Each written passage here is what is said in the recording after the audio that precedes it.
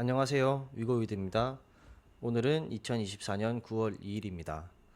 일단 8월의 시장 리뷰를 한번 해보고 9월은 어떤 시장 대응 전략을 가지고 있는지 얘기를 한번 해보도록 하겠습니다. 자, 일단 프로젝트명 2억의 운명 계좌부터 한번 보면 처음에 20종목을 700만원씩 나누어서 매수를 했었죠. 그런데 매수를 하자마자 역대급 시장의 폭락이 나오면서 많은 종목들이 하락을 했었어요. 그 중에서 휴온스 글로벌과 DRB 동일이 마이너스 15% 도달함에 따라서 700만원씩 추가 매수를 했고요. 그 다음에 휴온스 글로벌이 생각보다 빠르게 수익권에 진입함에 따라서 과매수되었던 400만원은 매도를 해 주었습니다. 그죠? 그리고 휴온스 글로벌이 굉장히 빠르게 상승을 해주면서 플러스 10% 수익에 도달해서 10%인 100만원 매도를 해 주었고요. DRB 동일도 따라서 본전권의 회복 도달해 줌에 따라서 400만원 과매도된 부분을 매도를 해 주었습니다. 그리고 8월 22일에 신라교역이 마이너스 15% 도달함에 따라서 한 배수인 700만원을 추가 매수를 해 주었어요. 그래서 지금 현재 상황을 한번 보면 2억으로 시작한 계좌가 1억 9,793만원이 되어 있고요. 개별 종목 한번 보시면 휴온스 글로벌 현재 그래서 900만원 매수되어 있고요. 그죠? 그리고 DRB 동일이 1000만원 매수되어 있습니다. 그리고 신라교육이 1400만원. 나머지 종목들은 처음에 매수한 것과 달라진 점 없이 모두 700만원씩 매수되어 있습니다. 수익률은 7%에서부터 마이너스 7% 정도까지 분포하고 있다는 점 참고해 주시면 되겠고, 정리를 한번 해보았습니다. 2억 원으로 시작한 계좌는 위와 같이 움직여서 현재 코스피 지수보다는 조금 더 나은 현재 모습 보여주고 있고요. 대략 마이너스 200만원 정도로 큰 수익도 손실도 없이 변동성 없는 모습 보여주고 있습니다. 자, 이어서 신한금융투자에서 1000만원으로 시작한 계좌도 한번 같이 보도록 하겠습니다. 자, 신한금융투자 계좌도 크게 매매가 없었어요. 8월 초에 대거 하락함에 따라서 마이너스 15%를 터치한 종목들이 많이 있었고, 한 배수씩 추가 매수를 해줬습니다. 그리고 빠르게 회복됨에 따라서 과매수된 부분을 대부분 매도를 해주었고요. 동원 FNB 같은 경우는 예전에 플러스 10% 도달했을 때 일부 매도를 했었는데 다시 손실권 진입함에 따라서 매도했던 부분을 다시 매수해 주었습니다.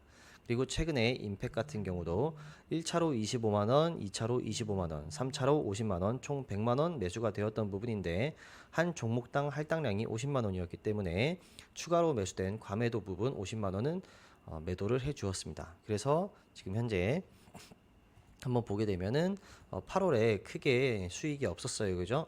매매도 많이 없었고 매매 손익을 보게 되면은 대부분 본전에 온 종목들만 매도를 해 줌으로써 큰 수익 매매 없었습니다.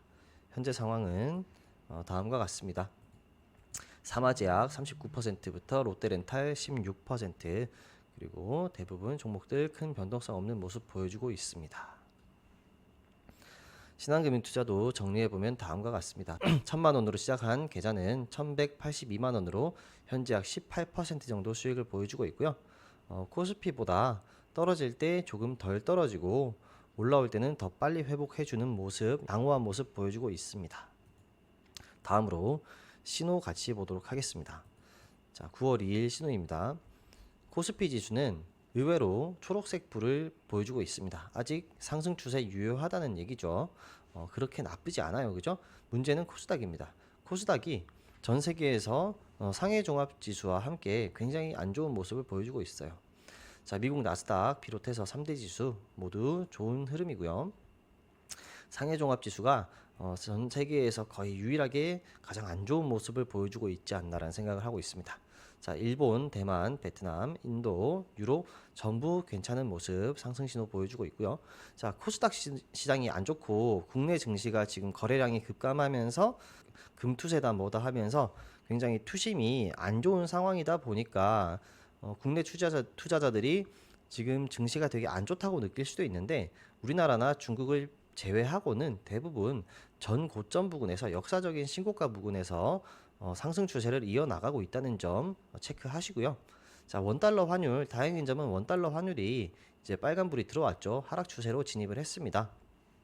현재 1340원 정도 유지해주고 있는데 조금 더 하락을 해서 1,300원 초반대 내지는 1,200원대까지 진입을 해준다면 코스피도 추가적인 상승을 노려볼 수 있을 것 같습니다. 자, 원엔 환율 아직까지는 노란불인데요. 여기서 조금 더 하락을 해줘야 될 것 같아요. 완전히 하락 추세로 진입을 해서 900원 밑으로 깨고 내려와서 800원대가 오면 다시 한번 저가 매수 노려볼 수 있을 것 같습니다. 자, 유가 계속 하락 추세예요. 요즘 주유소를 갈 때마다 기분이 좀 좋죠. 기름을 좀 싸게 넣을 수 있는 것 같습니다. 자, 비트코인과 이더리움 계속 좀 신호가 안 좋습니다. 계속해서 하락 추세 이어가고 있고요. 저는 코인 시장을 위험 자산에 대한 선행 지표로 참고를 해서 보고 있는데, 코인 시장이 이렇게 아직 살아나지 않고 있다는 것은 글로벌 증시도 계속해서 우상향을 만들어가기는 조금 어려운 상황이지 않나, 그런 생각을 좀 해봅니다. 대표적인 미국 종목, 많은 투자자들이 관심을 가지고 계신 엔비디아와 테슬라 모두 초록색불로 양호한 모습을 보여주고 있다는 점 참고해 주시면 되겠습니다. 자, 이렇게 8월 한 달이 지났는데 8월 첫째 주부터 굉장한 급락이 나오면서 역대급 시장의 하락이 나오면서 굉장한 공포 분위기를 몰아갔지만 굉장히 빠르게 회복을 해주는 모습이었어요. 그래서 결과적으로는 힘만 빼고 별로 거둔 게 없는 8월이었던 것 같습니다. 저도 별로 수익을 내지 못한 것 같아요. 자, 9월은 되게 중요한 시기죠. 9월 13일 FOMC에서 금리 인하 여부를 결정하게 되어 있습니다. 지금 시장에서는 100% 금리 인하를 한다라고 보고 있는데, 중요한 거는 이제 0.25%의 인하냐 0.5%의 인하냐인 것 같아요.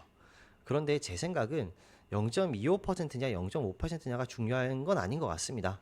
0.25%라고 해서 시장이 안도하고 0.5%라고 해서 시장이 충격을 받고 그런 건 아닐 것 같아요. 중요한 거는 그것에 대한 시장의 해석이죠. 0.25%를 인하를 한다고 해도 시장은 그것을 긍정적으로 해석할 수도 있고 부정적으로 해석할 수도 있어요. 0.5%도 마찬가지겠죠. 항상 해석은 양쪽 시각에서 볼 수가 있기 때문에 0.25%다 0.5%가 중요한 게 아니라 그 이후에 시장이 어떻게 해석하고 방향이 어디로, 위로 아래로 어디로 잡느냐가 중요한 것 같습니다.